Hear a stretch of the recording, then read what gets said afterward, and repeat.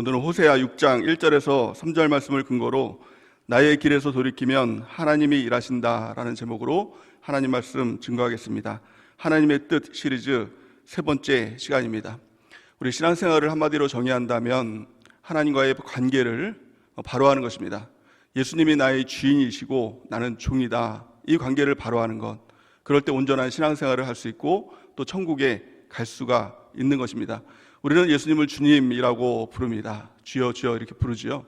그런데 그게 말로만 주여 주여 하는 것이 아니라 실제로 그런 삶을 살아야 천국에 간다라고 성경은 말씀하고 있는 것입니다. 그러면 실제로 그런 삶을 사는 것이 무엇일까요? 그것은 하늘에 계신 하나님의 뜻대로 사는 삶, 그것이 주님이 주인 되시고 나는 종 된 삶을 살아가는 것입니다. 주님이라고 부르면서 여전히 내 뜻대로만 살아가려고 한다면 그것은 주님을 주님으로 인정하는 것이 아니라 내 자신이 주인 된 삶을 살아가는 것입니다.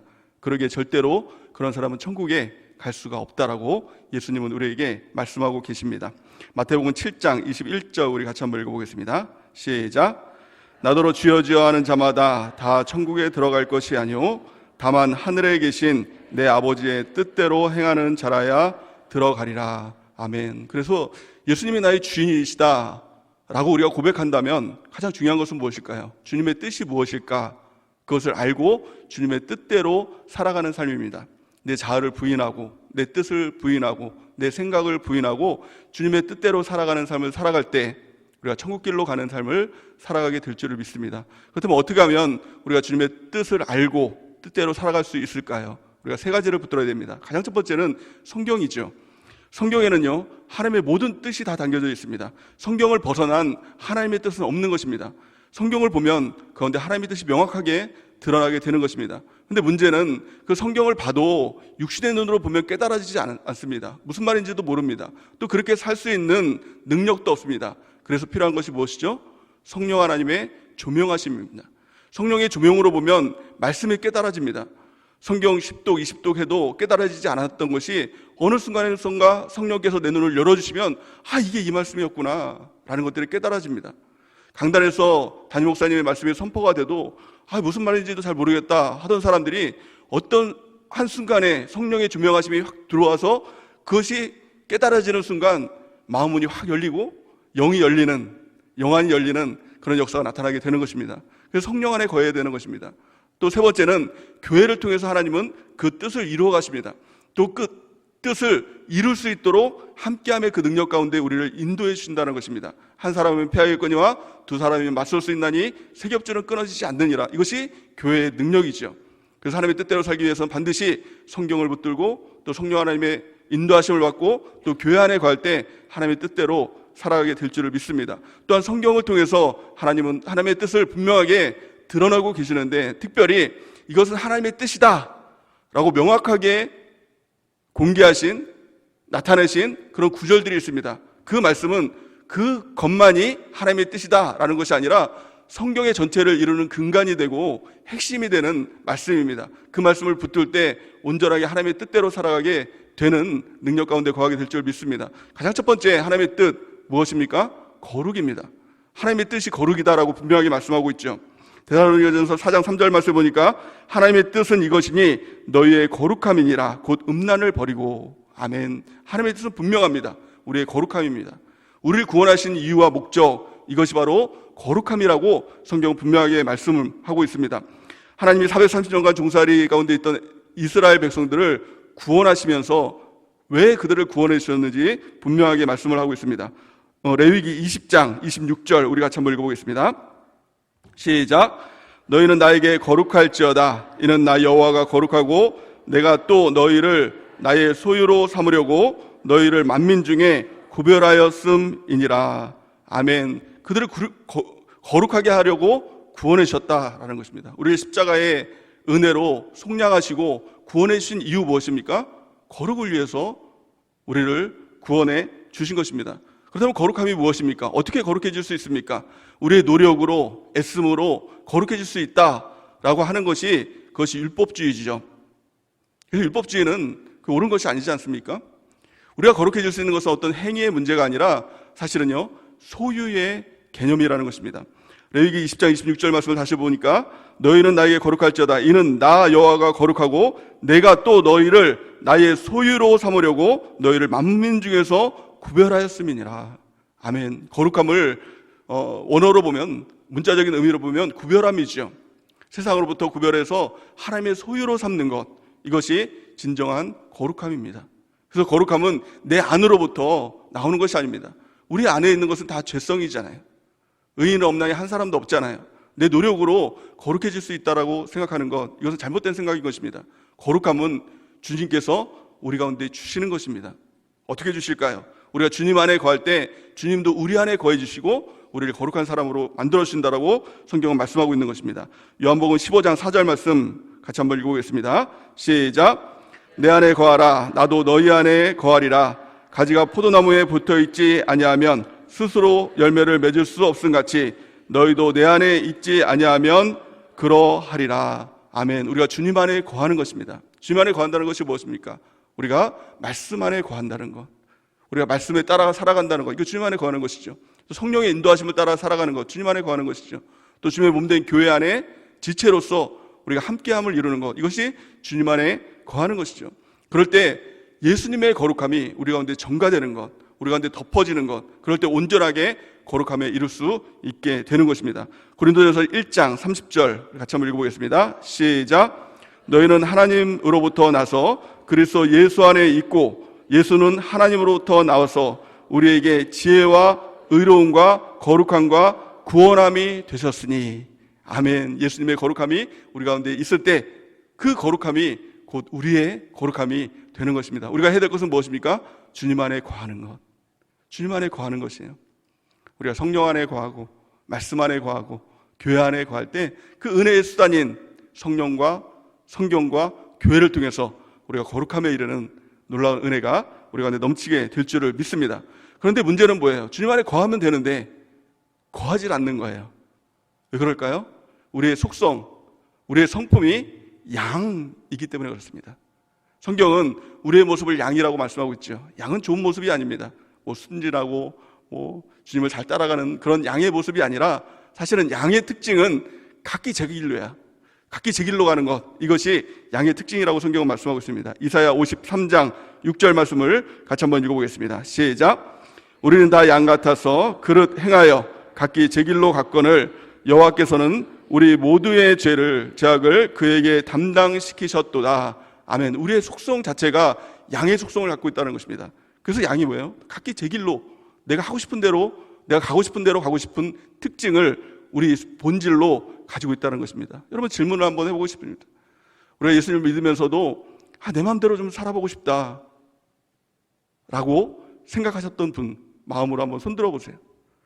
좀 어디론가 떠나서 자유롭게 그냥 내가 하고 싶은 대로 좀 살아보고 싶다라고 생각했던 분들 한번 손들어 보세요. 그런 분들은 우리 하나님의 뜻 가운데 거해야 됩니다. 하나님의 뜻은 무엇입니까? 돌이키라는 거예요. 그 마음으로부터 돌이키라는 것. 또 실제적으로 하나님을 떠나서 세상 가운데 자기가 하고 싶은 대로 하기 위해서 떠난 사람들이 있죠. 그럴 동안 하나님의 뜻은요, 한 가지입니다. 그들이 멸망당하고 그래 나를 떠났으니까 다 죽어버려라, 이것이 하나님의 뜻이 아니라 돌아오라, 이것이 하나님의 뜻인 것입니다. 하나님을 떠난 사람의 특징이 뭐예요? 고통이죠. 그럴 때 그 고통을 깨닫고 자각하고 고백하고 자백하고 또 성령의 그 열매를 맺으면서, 회개의 열매를 맺으면서 돌이키는 것, 이것이 진정한 하나님의 뜻인 줄 믿습니다. 하나님의 뜻은 돌이키는 것입니다. 모든 사람이 구원을 받는 것, 이것이 하나님의 뜻이라고 성경은 말씀하고 있습니다. 구원의 방법은요, 한 가지입니다. 돌이키는 것입니다. 이사야 45장 22절 말씀을 같이 한번 읽어보겠습니다. 시작. 땅의 모든 끝이여 내게로 돌이켜 구원을 받으라. 나는 하나님이라 다른 이가 없느니라. 아멘. 이것이 하나님의 뜻입니다. 구원만이 우리가 유일하게 회복될 수 있는, 구원받을 수 있는 유일한 길인 것입니다. 오늘 본 말씀에 보니까 호세아 선지자가 나오죠.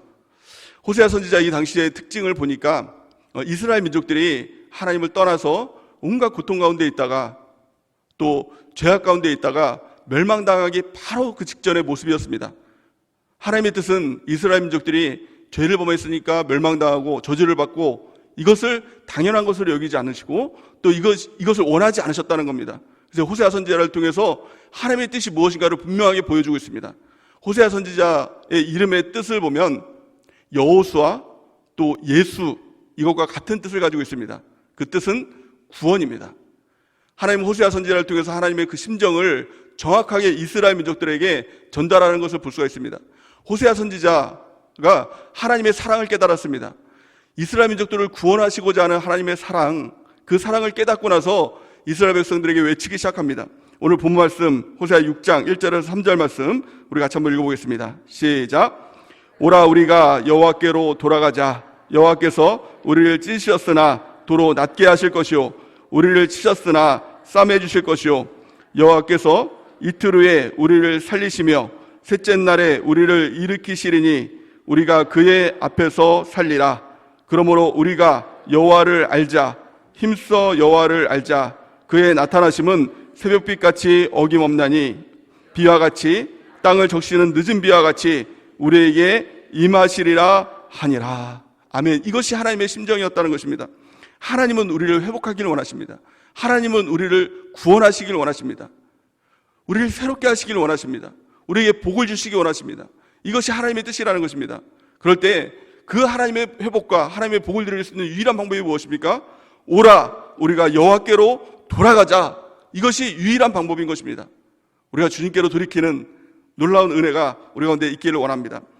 누가복음 15장 말씀에 보니까 탕자가 아버지 집안에 있을 때 모든 것을 다 누리는 그런 모습을 볼 수가 있습니다. 근데 탕자가 그 아버지 집에서 누릴 수 있었던 조건이 있었습니다. 그것은 아버지의 다스림과 통제를 받는 것입니다.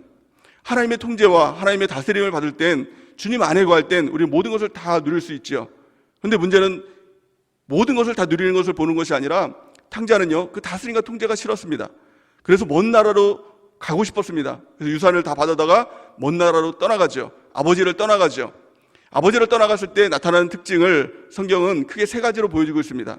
하나님을 떠나면요, 반드시 이 세 가지의 특징들이 나타납니다. 가장 첫 번째는 무엇입니까? 누가복음 15장 13절 우리 같이 한번 읽어보겠습니다. 시작. 그 후에 며칠이 안 되어 둘째 아들이 재물을 다 모아가지고 먼 나라에 가 거기서 허랑방탕하여 그 재산을 낭비하더니. 아멘. 가장 첫 번째 특징은 허랑방탕입니다. 하나님을 떠나면 마음과 육체가 원하는 대로 삽니다. 어떤 사람은 우리가 교회를 떠나도 내가 신앙생활 잘 할 수 있어 라고 이렇게 얘기를 하는데요, 결국에는 허랑방탕하게 생활하게 되는 것입니다. 허랑방탕은 무엇입니까? 하나님의 간섭을 받지 않고 하나님의 통제를 받지 않고 내가 마음대로, 내가 원하는 대로, 내 육체가 원하는 대로 마음대로 하는 것입니다. 그것을 성경은 한마디로 말하죠. 본질상 진노의 자녀다, 마귀의 자녀다.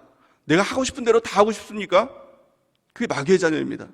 우리는 늘 하나님의 뜻대로, 하나님의 통제대로, 하나님의 다스림대로, 하나님의 인도하심 따라 살아가야 된다는 것입니다. 성경은 이렇게 말씀합니다.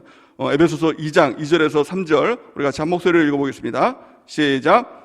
그때 너희는 그 가운데서 행하여 이 세상 풍조를 따르고 공중의 권세 잡은 자를 따랐으니 곧 지금 불순종의 아들들 가운데서 역사하는 영이라.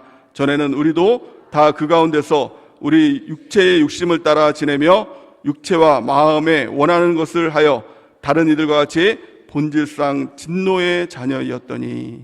아멘. 이 본질상 진노의 자녀이죠. 두 번째 나타나는 이 특징이 무엇입니까? 탕자는요, 누가복음 15장 14절 말씀에 보니까 어떤 일들을 당했느냐, 우리 같이 한번 읽어보겠습니다. 시작. 다 없앤 후 그 나라에 크게 흉년이 들어 그가 비로소 궁핍한지라. 아멘. 다 없앴다는 것입니다. 무엇이 없어졌습니까? 아버지께로 받은 유산, 아버지께로부터 받은 영적인 자산을 다 잃어버렸다는 것입니다. 예배도 잃어버리고, 기도도 잃어버리고, 날마다 말씀 큐티하는 것도 잃어버리고, 또 날마다 일기 쓰는 것도 잃어버리고, 봉사하는 것도 잃어버리고, 11조와 보험물도 다 잃어버리고, 하나님께서 주신 모든 것을 다 잃어버렸습니다. 다 잃어버리고 났더니 바로 나타나는 것이 무엇입니까? 그 나라에 크게 흉년이 들었다는 것입니다. 흉년이 드는 것입니다. 고통이 찾아오는 것입니다. 그리고 비로소 궁핍하게 됩니다. 주님을 떠난 백성들은 처음에는 자유로운 것 같고, 내 마음대로 술 먹고, 내 마음대로 담배 피고, 내 마음대로 사람들 만나고 다 하는 것 같지만 결국에는 흉년이 들고 궁핍함이 찾아오게 된다는 것입니다. 마지막 세 번째 특징이 무엇입니까? 누가복음 15장 16절 같이 한번 읽어보겠습니다. 시작. 그가 돼지 먹는 쥐염 열매로 배를 채우고자 하되 주는 자가 없는지라. 아멘. 모든 것이 다 단절됩니다. 먹을 것도 단절됐지요. 뿐만이 아니라 그것을 주는 자도 없었어요. 돼지 쥐염 열매, 돼지가 먹는 그 쥐염 열매라도 먹으려고 했는데 아무도 그것을 주지 않는 것입니다. 단절이죠. 사람과 단절되고 물질과 단절되고 모든 관계가 다 단절되는 것입니다. 이게 주님을 떠난 사람의 마지막 그 모습이라는 것입니다. 근데 참 놀라운 것은 그 안에 하나님의 긍휼하심, 하나님의 은혜가 그 안에 숨어 있었다는 것입니다. 그 은혜가 무엇입니까? 그 긍휼이 무엇입니까? 그것이 바로 자각입니다. 회개의 가장 첫 번째 시작은 자각이죠. 놀라운 은혜의 반전이 무엇입니까? 이 탕자가 자각을 하기 시작합니다. 누가복음 15장 17절 우리 같이 한번 읽어보겠습니다. 시작. 이에 스스로 돌이켜 이르되 내 아버지에게는 양식이 풍족한 품꾼이 얼마나 많은가. 나는 여기서 줄여 죽는구나. 여기서 완전한 자기 절망에 빠지죠. 그리고 나서 아버지 집으로 돌아가겠다 이 마음을 갖습니다. 그리고 나서 일어나 아버지 집으로 실제적으로 향하는 그런 모습을 보여주고 있습니다. 우리 20절에서 24절 누가복음 15장 20절에서 24절 같이 한번 읽어보겠습니다. 시작. 이에 일어나서 아버지께로 돌아가니라. 아직도 거리가 먼데 아버지가 그를 보고 측은히 여겨 달려가 목을 안고 입을 맞추니 아들이 이르되 아버지 내가 하늘과 아버지께 죄를 지었사오니 지금부터는 아버지의 아들이라 일컬음을 감당하지 못하겠나이다 하나 아버지는 종들에게 이르되 제일 좋은 옷을 내어다가 입히고 손에 가락지를 끼고 발에 신을 신기라. 그리고 살찐 송아지를 끌어다가 잡으라. 우리가 먹고 즐기자. 이에 내 아들은 죽었다가 다시 살아났으며 내가 잃었다가 다시 얻었노라 하니 그들이 즐거워하더라. 아멘. 나의 길에서 돌이키면 그때부터 이제는 하나님께서 일하십니다. 우리가 해야 될 것은요, 돌이키는 것입니다. 주님께로 나가는 것입니다. 그러면 우리 아버지께서, 하늘아버지께서 우리에게 가장 좋은 옷을 입혀주시고 또 손에 가락지를 끼워주시고 발에 신을 신겨주시고 또 살찐 송아지를 잡아다가 잔치해주시는 하나님의 회복과 더 큰 축복과 성령의 인도하신 가운데 하나님의 놀라운 회개의 복을 우리에게 주시는 것입니다. 그렇다면 누가 진정한 회개를 할 수 있을까요? 우리도 마음 가운데는 회개를 할 수 있죠. 이 탕자도 아마 힘들 때, 어려울 때, 외로울 때 아버지가 생각이 나기도 하고 또 후회도 되기도 하고 흉년이 찾아왔을 때 후회하는 마음도 있었을 것입니다. 근데 진정한 회개는 언제 했습니까? 완전한 절망 가운데 그가 진정한 회개를 하게 됩니다. 우리 가운데 완전한 절망에 빠질 때가 있죠. 이제 내 힘으로서 아무것도 할 수 없을 때, 그럴 때 우리 주님을 생각하게 되는 것입니다. 그리고 돌아갈 마음을 갖게 되는 것입니다. 진정한 회개를 할 수 있는 사람 누구일까요? 회개밖에 없는 사람, 그 길밖에 없다고 생각하는 사람만이 진정한 회개를 하는 것입니다. 우리 누가복음 15장 17절 말씀을 다시 한번 읽어보겠습니다. 시작. 이에 스스로 돌이켜 이르되 내 아버지에게는 양식이 풍족한 품꾼이 얼마나 많은가. 나는 여기서 줄여 죽는구나. 아멘. 이 탕자가 생각했던 것이 무엇입니까? 떠올렸던 것이 무엇이었죠? 아버지의 집이었어요. 돌아갈 아버지의 집이 없다면 사람들은 어떻게 할까요? 그 가운데 어떻게 해서라도 살아남기 위해서 애를 쓰겠죠. 돼지랑 싸워서라도 쥐염 열매 뺏어서 그거라도 먹어야 살겠다라고 돼지와 싸우지 않겠습니까? 아니면 딴 직업이라도 알아보지 않겠습니까? 어떻게 해서라도 그 나라에서 살려고 아둥바둥할 것입니다. 그러나 우리에게는요, 아버지의 집이 있는 것입니다. 천국이 있는 것입니다. 천국을 생각할 때 우리는요, 어떨까요? 천국이 실제가 될 때 우리의 마음이 너무 기쁠까요? 천국이 실제로 느껴지면 사실은요, 가장 먼저 찾아오는 것이 절망입니다. 완전한 절망입니다. 천국에 가기 위해서 어떻게 해야 될까? 사람들은 그냥 예수님만 믿으면 다 천국까지 이 생각을 가지고 있기 때문에 절망을 모릅니다. 근데 진짜 천국에 가기 위해서 내 힘으로 갈 수 있습니까? 없습니다. 어떠한 것으로도 천국에 갈 수 있는 방법이 없는 거예요. 그럴 때 절망감이 찾아옵니다. 그럴 때 하나님께서 길을 보여주시죠. 오직 주님만이 유일한 길이구나. 십자가만이 유일한 방법이구나. 그래서 오직 십자가만 붙들고 오직 회개를 통해서 주님 앞에 나갈 수 있는 것입니다. 성경은 이렇게 말씀합니다. 마태복음 5장 3절 같이 읽겠습니다. 시작. 심령이 가난한 자는 복이 있나니 천국이 그들의 것이며. 아멘. 천국이 누구의 것입니까? 심령이 가난한 자의 것이라고 성경은 말씀하고 있습니다.